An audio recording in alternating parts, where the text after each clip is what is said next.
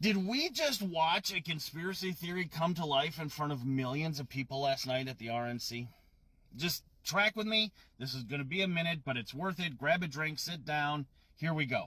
First, let me say I am not a supporter of either party. I'm not a member of either party. You can't go on my page and see anything that says vote Trump or vote Biden.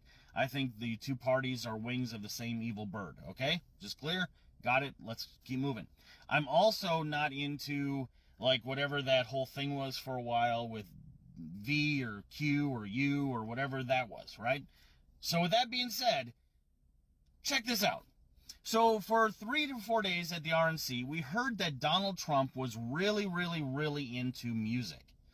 More often than I've ever heard in my life that this man loves music, right? Donald Trump has been in the public space since the late 70s.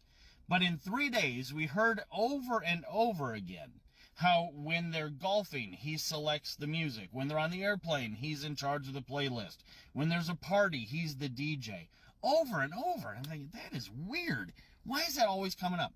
Then we hear from people like Tucker Carlson and Eric Trump and others how since the Pew Pew attempt on his life, that he has been reflective yet driven, somber yet determined, right? Kind of stoic yet purposeful. And I'm like, okay, well, that makes sense. I would say that sort of stuff too, because you just got, shot in the head. But then at the end of this thing, Donald Trump comes up and he does this speech, long speech, hour and 30 minutes plus, right? Longest speech since Donald Trump in 2016. That guy. Anyway, so he's getting everybody excited. The whole point of the RNC and the DNC is to rally the base, rally Americans who don't have a side yet, like those exist, and somehow get everybody excited. And you end these things on like some awesome rock music, some awesome, like Americana sort of stuff, because that's typically what gets everybody excited. How does Donald Trump end this? He ends it with an opera. And I am not an opera fan. I've never been to the opera. I don't even know the whole point of going, so I'm not that sort of cultured dude, right? But I'm sitting there next to my wife, and I'm listening to this, and I'm thinking this is kind of odd, because I've been to the RNC. I've also been to the DNC. Even though I think it's an evil bird, you'd be surprised on how many of these little evil birds I happen to know.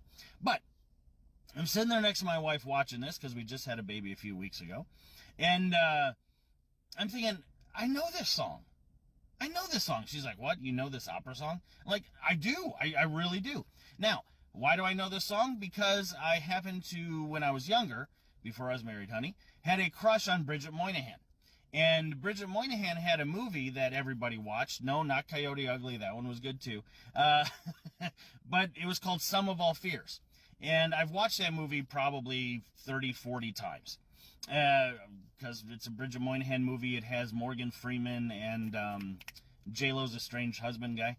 And I've watched this movie over and over, and I'm thinking, I know this song. And then it hits me at 1:41 in the morning. I'm thinking, aha, that's the song at the end of that movie. So if you don't know what that movie's about, this is what's going to really flip your biscuit. That movie is about an attempted assassination on a president that does not become successful. The president figures out that the parties that be blamed it on a patsy. And in the movie, at the end, when this opera is playing, the president has figured out who's really behind the effort, and he unalives them all. Just saying. Was that a coincidence? Talk about a crazy coincidence from somebody who evidently picked the playlist.